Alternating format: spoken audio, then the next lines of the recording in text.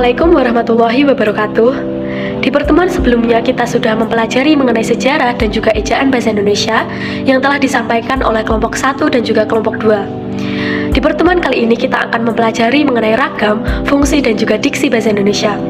Sebelumnya perkenalkan kami dari kelompok 3 MKS 1C, saya Wahidatul Fitri Fadila. Dan saya Eviana Soliatul Hasanah. Saya Ananda Swasti Aristiani. Dan saya Ana Fatima Nusara. Terima kasih. Di sini saya akan menjelaskan mengenai pengertian ragam, pengertian fungsi, dan pengertian diksi. Pengertian ragam bahasa sendiri adalah variasi bahasa yang terbentuk karena pemakaian bahasa. Pemakaian bahasa itu dibedakan berdasarkan media yang digunakan, topik pembicaraan, dan sikap pembicaranya. Di pihak lain, laras bahasa adalah kesesuaian antara bahasa dan fungsi pemakaiannya. Fungsi pemakaian bahasa lebih diutamakan dalam laras bahasa daripada aspek lain dalam ragam bahasa. Selanjutnya, pengertian dari fungsi. Menurut Kamus Lengkap Bahasa Indonesia merupakan kegunaan suatu hal, daya guna, serta pekerjaan yang dilakukan. Adapun menurut para ahli, definisi fungsi yaitu menurut Dali Yangji dalam Nining Haslinda Zainal, skripsi analisis kesuksesan tugas pokok dan fungsi dengan kompetensi. Fungsi merupakan sekelompok aktivitas yang tergolong pada jenis yang sama berdasarkan sifatnya, pelaksanaan ataupun pertimbangan lainnya. Dan yang terakhir, pengertian diksi. Diksi adalah pilihan kata. Pilihan kata merupakan suatu unsur sangat penting baik dalam dunia karang-mengarang maupun dalam dunia tutur setiap hari. Dalam memilih kata yang tepat untuk menyatakan suatu maksud, kita tidak dapat berpaling dari kamus.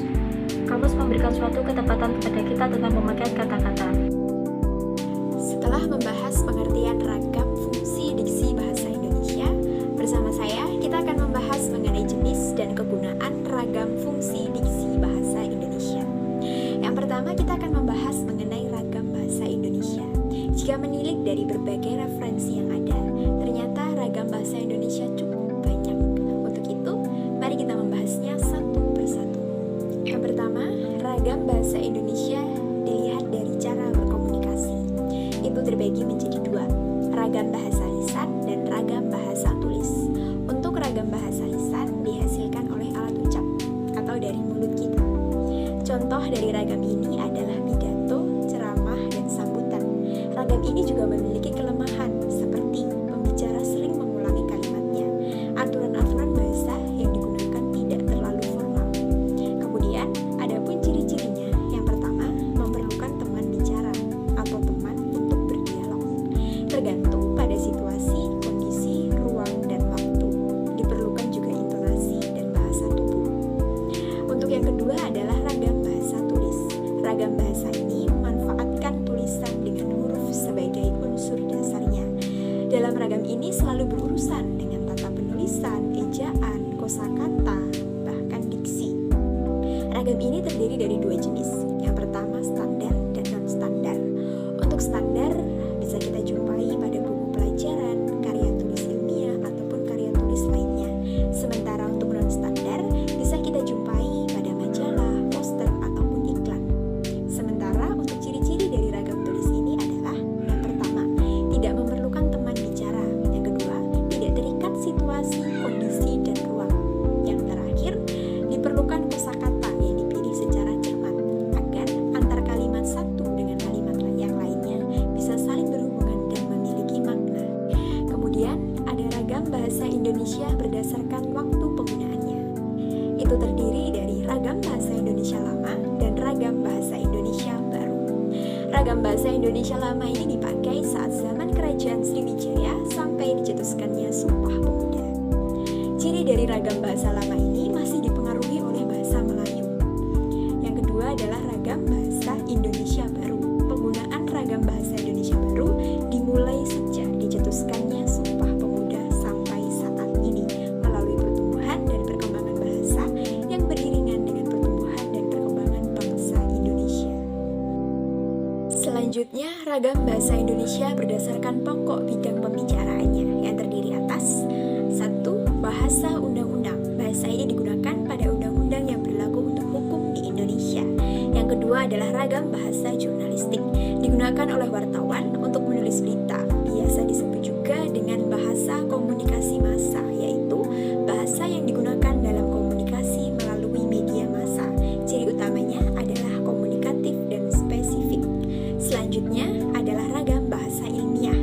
ragam bahasa yang memenuhi syarat diantaranya benar menurut kaidah bahasa Indonesia yang baku, logis, cermat, dan sistematis. Ciri dari ragam ini adalah penggunaan kalimat efektif, menghindari bentuk bahasa yang bermakna ganda, serta pemakaian kata dan istilah yang bermakna kiasan. Dan yang terakhir, ragam bahasa sastra, banyak menggunakan kalimat yang tidak efektif menggambarkannya melalui rangkaian kata bermakna konotasi, sering dipakai dalam ragam bahasa sastra. Hal ini dilakukan agar tercipta imajinasi di antara pembaca. Kemudian ragam bahasa Indonesia berdasarkan situasi yang terbagi menjadi dua.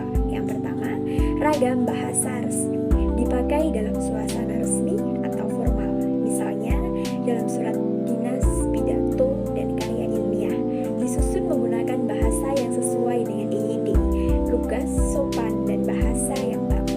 Mempunyai ciri yaitu menggunakan imbuhan secara lengkap, menggunakan kata ganti resmi, kata baku, dan menghindari unsur kedaerahan. Yang kedua, ragam bahasa tidak resmi, digunakan ketika berada dalam situasi yang tidak resmi, misalnya penggunaan bahasa dalam surat pribadi, biasanya digunakan oleh orang yang sudah akrab, seperti teman dekat, orang tua kepada anaknya. Ciri utamanya adalah pemakaian kalimat yang sederhana, singkat, tidak banyak kata penghubung, dan menggunakan kata-kata biasa atau istilahnya dalam bahasa gaul. Selanjutnya ada ragam bahasa Indonesia berdasarkan penutur, yang terdiri atas bahasa daerah, logat, atau dialek. Mengapa ragam bahasa ini bisa muncul? Karena luasnya daerah dapat menimbulkan perbedaan pemakaian bahasa. Misalnya saja, bahasa Indonesia yang digunakan oleh orang yang tinggal di daerah Jakarta tentu akan berbeda dengan orang yang tinggal di daerah Jawa Tengah, Bali, Jayapura, bahkan Tapanuli. Masing-masing memiliki ciri khas yang berbeda. Memang sama-sama menggunakan bahasa Indonesia, tetapi logat mereka dalam penyampaian bahasa Indonesia berbeda. Kemudian ada ragam bahasa Indonesia berdasarkan pendidikan penutur.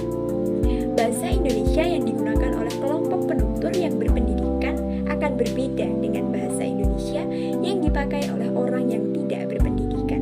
Perbedaan terletak pada pelafalan kata, misalnya fitnah, vitamin, dan video. Penutur yang tidak berpendidikan mungkin akan mengucapkan fitnah, video, vitamin. Ada juga yang berbeda dalam tata bahasa, misalnya membawa yang seharusnya membawa. Dan yang terakhir, ragam bahasa Indonesia berdasarkan sikap penutur. Ragam bahasa dipengaruhi oleh sikap penutur dengan lawan bicara atau penulis dengan pembaca, antara lain resmi, akrab, dan santai. Jika terdapat jarak antara penutur dan lawan bicara atau penulis dengan pembaca, akan digunakan ragam bahasa resmi atau baku. Semakin formal jarak penutur dengan lawan bicara, akan semakin resmi dan tinggi pula tingkat bahasa yang digunakan. Sebaliknya, semakin rendah tingkat keformalan, semakin rendah pula tingkat kebakuan bahasa yang digunakan. Setelah membahas mengenai ragam bahasa Indonesia, sekarang kita akan membahas mengenai fungsi bahasa Indonesia. Yang pertama adalah bahasa nasional. 28 Oktober 1928, pada Hari Sumpah Pemuda, dinyatakan kedudukan bahasa Indonesia sebagai bahasa nasional, yaitu sebagai berikut. 1. Sebagai lambang identitas nasional. Bahasa Indonesia merupakan bukti diri nasional bangsa Indonesia. Dalam artian, jika ada orang berbicara menggunakan bahasa Indonesia, itu sudah pasti dia orang Indonesia. Untuk itulah fungsi bahasa Indonesia sebagai lambang identitas nasional.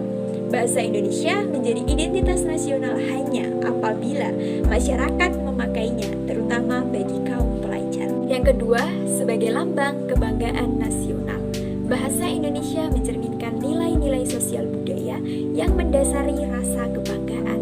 Untuk itu, kita sebagai warga negara Indonesia patut bangga akan bahasa Indonesia, menjunjung tinggi, mempertahankan, serta mengamalkannya. Sebagai wujud rasa bangga, kita harus menggunakan bahasa Indonesia setiap hari, terutama di kalangan sekolah, dan tanpa ada rasa rendah diri dan acuh tak acuh.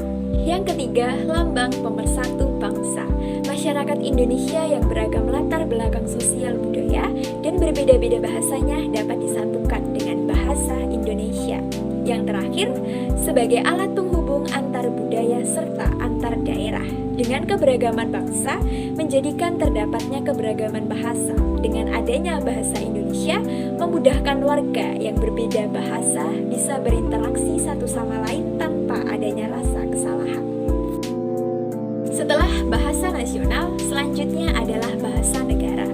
Dalam Undang-Undang Dasar 1945 telah dijelaskan fungsi bahasa Indonesia sebagai bahasa negara adalah sebagai berikut. Yang pertama, sebagai bahasa resmi kenegaraan, yang berarti bahasa Indonesia dipakai untuk kegiatan-kegiatan kenegaraan seperti upacara, pidato presiden, dan kegiatan-kegiatan baik dalam bentuk lisan maupun tulisan. Dibuktikan dengan digunakannya bahasa Indonesia dalam naskah proklamasi kemerdekaan 1945. Selanjutnya, sebagai bahasa pengantar dalam pendidikan, dibuktikan dengan penggunaan bahasa Indonesia sebagai bahasa pengantar di lembaga pembelajaran dari taman kanak-kanak sampai perguruan tinggi, hingga modul pembelajaran pun juga berasal dari bahasa Indonesia. Setiap penelitian ilmiah tidak akan terlaksana tanpa digunakannya bahasa sebagai alat komunikasi. Selanjutnya, sebagai alat perhubungan pada tingkat nasional, bahasa Indonesia dipakai dalam hubungan antar pemerintah dan penyebarluasan informasi kepada masyarakat untuk kepentingan perencanaan dan pelaksanaan pembangunan. Dengan demikian, penyeragaman sistem administrasi dan mutu media komunikasi massa tujuannya agar isi atau pesan dapat diterima dengan cepat oleh masyarakat. Yang terakhir, sebagai alat pengembang kebudayaan, ilmu pengetahuan, dan teknologi. Dalam kedudukannya sebagai ilmu, bahasa Indonesia berfungsi sebagai pendukung kemajuan iptek untuk kepentingan pembangunan nasional. Penyebarluasan iptek dan pemanfaatannya dilakukan dengan menggunakan bahasa Indonesia. Hal ini dibuktikan banyaknya ilmu pengetahuan serta teknologi, baik lewat internet, buku, ataupun majalah yang menggunakan bahasa Indonesia. Kemudian sebagai alat perhubungan pada tingkat nasional, bahasa Indonesia dipakai dalam hubungan antara badan pemerintah dan penyebarluasan informasi kepada masyarakat untuk kepentingan perencanaan dan pembangunan. Dengan penyeragaman administrasi dan mutu media komunikasi massa, tujuannya adalah agar isi pesan dapat disampaikan dengan cepat dan tepat diterima oleh masyarakat. Yang terakhir, sebagai alat pengembang ilmu kebudayaan, pengetahuan, dan teknologi. Dalam kedudukannya sebagai ilmu, bahasa Indonesia berfungsi sebagai bahasa pendukung iptek untuk kepentingan pembangunan nasional. Penyebarluasan iptek dan pemanfaatannya di dalam perencanaan dan pelaksanaan pembangunan dilakukan menggunakan bahasa Indonesia. Hal ini dibuktikan dengan penyebaran ilmu pengetahuan serta teknologi, baik lewat buku pelajaran ataupun buku majalah menggunakan bahasa Indonesia. Setelah bahasa nasional, bahasa negara, ada pula bahasa persatuan. Fungsi bahasa Indonesia sebagai bahasa persatuan mengandung makna bahwa bahasa Indonesia mempersatukan suku, agama, ras, serta antar golongan dari Sabang sampai Merauke. Hal ini juga telah dicetuskan dalam Sumpah Pemuda 28 Oktober 1928. Fungsi bahasa Indonesia yang terakhir adalah bahasa baku. Mempunyai pengertian bahasa yang digunakan dalam acara yang sangat formal atau resmi. Fungsi bahasa baku yaitu yang pertama, sebagai pemersatu sosial budaya serta bahasa. Yang kedua, sebagai indikator karakter bersuara serta berbicara. Yang ketiga, sebagai peningkat kewibawaan selaku pejabat serta intelektual. Dan yang terakhir, sebagai indikator acuan ilmiah serta penulisan tulisan ilmiah. Di sini saya akan menjelaskan mengenai jenis dan juga kegunaan diksi bahasa Indonesia. Yang pertama yaitu sinonim. Sinonim memiliki makna padanan kata, di mana kata tersebut dapat menggantikan satu sama lain. Meskipun bentuknya berbeda, namun makna pada kata tersebut masih sama. Itulah yang membuatnya lebih menarik dan mudah dipahami. Sinonim biasa digunakan dalam cerita, fakta, maupun gagasan kalimat. Yang kedua yaitu antonim. Antonim memiliki makna yang berlawanan ataupun berbeda. Antonim dapat memberi pengertian bahwa dua kata saling berlawanan arti atau berlawanan makna. Antonim selalu mengacu pada pembenturan makna yang saling berlawanan. Dalam bahasa Indonesia, banyak kata yang berlawanan makna, tapi dalam bentuk lainnya, seperti kata besar yang merupakan lawan kata kecil. Ketiga yaitu polisemi. Polisemi memiliki makna lebih dari satu. Meskipun polisemi memiliki banyak makna, namun mereka masih saling berhubungan. Polisemi muncul akibat dari spesifikasi ilmu pengetahuan, penggunaan gaya bahasa, dan juga spesialisasi penggunaan bahasa dalam kehidupan sosial masyarakat yang beragam. Keempat yaitu homograf. Homograf berasal dari dua kata yaitu homo yang berarti sejenis dan juga graf yang berarti tulisan. Homograf dapat diartikan sebagai kata yang mempunyai ejaan sama dengan kata lainnya, tetapi lafal maknanya berbeda. Kelima yaitu homofon. Homofon hampir sama dengan homograf, tetapi homofon memiliki persamaan bunyi, namun tulisannya berbeda, tetapi maknanya masih sama. Homofon berasal dari dua kata yaitu homo yang berarti sejenis dan juga fon yang berarti bunyi. Keenam yaitu hiponim. Hiponim merupakan ungkapan yang berbentuk kata, frasa maupun kalimat di mana maknanya dianggap merupakan bagian dari ungkapan lainnya. Ketujuh yaitu hipernim. Hipernim merupakan arti sebuah kata-kata yang mewakili banyak kata lainnya. Hipernim menjelaskan sebuah hiponim, tetapi hipernim menjelaskan sebuah hiponim dengan artian sebuah hiponim merupakan anggota dari hipernim. Dalam diksi, makna dibagi menjadi dua, yaitu makna denotatif dan juga makna konotatif. Makna denotatif merupakan makna dasar atau asli yang dimiliki oleh sebuah kata, yang mengacu pada acuan sebenarnya. Sedangkan makna konotatif mempunyai pengertian makna kata yang telah diberi tambahan berupa nilai, ras, atau gambaran tertentu. Adapun fungsi-fungsi diksi, antara lain yang pertama yaitu melambangkan gagasan yang diekspresikan secara verbal, kedua membentuk gaya ekspresi yang tepat, ketiga menciptakan komunikasi yang baik dan benar, keempat mencegah perbedaan penafsiran, kelima mencegah salah pembahasan, keenam atau yang terakhir mengefektifkan pencapaian target komunikasi. Sekian pembahasan dari saya, untuk materi selanjutnya akan dijabarkan oleh Ana. Terima kasih, saya akan menjelaskan materi tentang contoh ragam fungsi dan diksi bahasa Indonesia. Yang pertama, ragam bahasa. Ragam bahasa berdasar cara berkomunikasi, ada ragam bahasa lisan dan ada juga ragam bahasa tulis. Ragam bahasa lisan biasanya digunakan ketika kita berbicara dengan orang lain. Contoh, orang yang berbelanja di pasar. Bu, berapa cabenya? 15. Bisa kurang? 10 saja, nak. Sedangkan ragam bahasa tulis berupa tulisan-tulisan dalam buku, majalah, dan surat kabar. Contoh, ibu mengatakan bahwa saya harus segera pulang ke rumah. Ragam bahasa berdasarkan waktu penggunaannya. Ragam bahasa lama dan ragam bahasa baru. Ragam bahasa lama dipengaruhi oleh bahasa-bahasa Melayu. Contohnya, hubaya-hubaya jangan tiada karena fitnah di dunia amat besar lagi tajam daripada senjata. Kata hubaya-hubaya tersebut merupakan bahasa Melayu, artinya harapan atau doa. Sedangkan ragam bahasa baru, kaidah-kaidah kebahasaannya pada umumnya sudah diperbarui. Contoh, kalimat yang terlihat muncul disebut tulisan 3 dimensi. Kata yang sudah diperbarui yaitu kata muncul. Dulunya tulisannya pakai MUTJUL, sekarang sudah diperbarui menjadi muncul. Ragam bahasa Indonesia berdasarkan pokok bidang pembicaraannya. Ragam bahasa undang-undang disebut sebagai ragam bahasa hukum. Contohnya, Pak Doni dihukum karena melakukan tindak pidana kasus korupsi. Ragam bahasa jurnalistik biasanya digunakan dalam berita, wawancara, dan lain-lain. Contoh, puluhan pengungsi letusan Gunung Merapi di barak pengungsian Desa Umbul Harjo, Kecamatan Cangkringan, Kabupaten Sleman, Daerah Istimewa Yogyakarta, mulai terserang sejumlah penyakit termasuk hipertensi.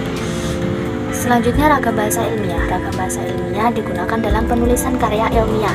Contoh, untuk mengetahui apakah baik dan buruknya pribadi seseorang dari tingkah dan lakunya dalam sehari-hari. Ragam bahasa sastra, kosakata yang digunakan bersifat estetis. Contohnya, cerita itu mengandung unsur flashback.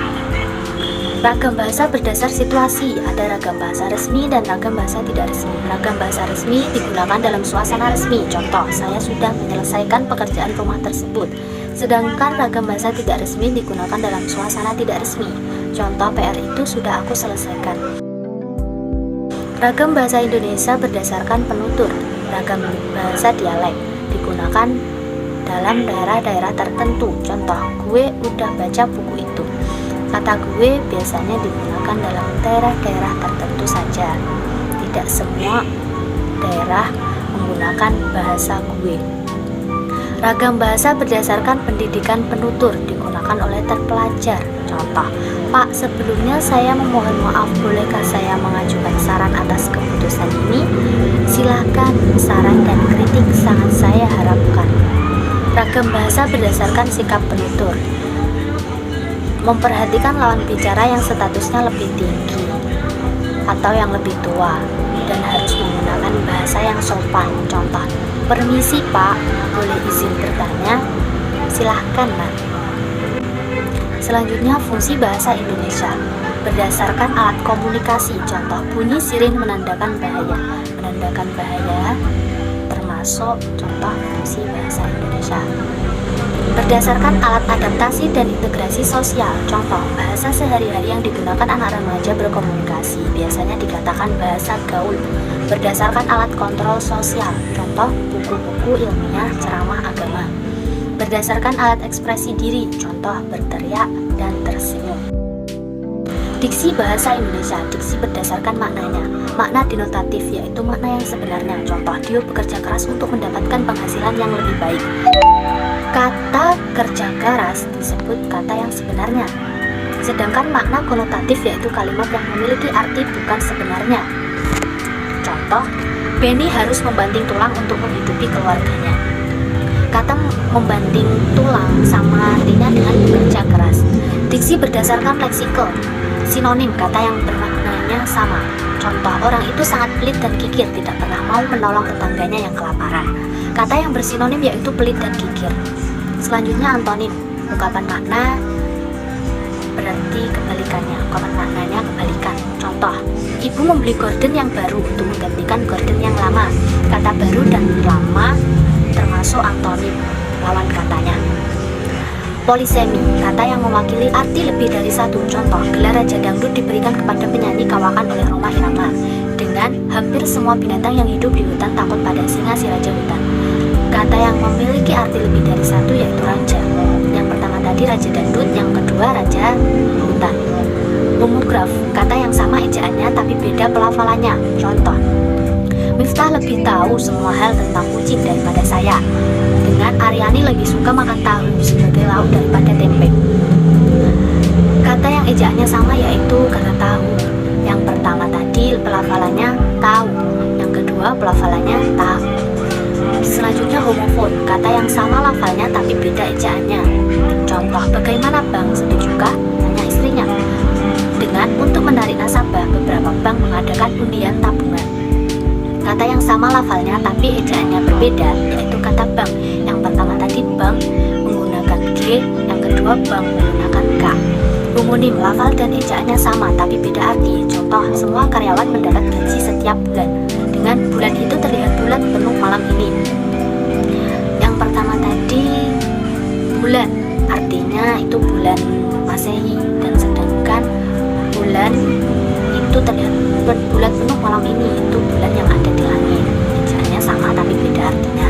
Hipernim, kata yang mewakili banyak kata lain, dan hiponim, kata yang dapat terwakili dari hipernim. Contoh, di kebun binatang itu terdapat banyak binatang liar, itu contoh hipernim. Mengapa? Karena banyak adalah mewakili dari kata-kata lain. Misalnya, gajah, singa, rusa, dan buaya, itu merupakan contoh hiponim. Mengapa? Karena kata banyak tadi terwakili oleh gajah,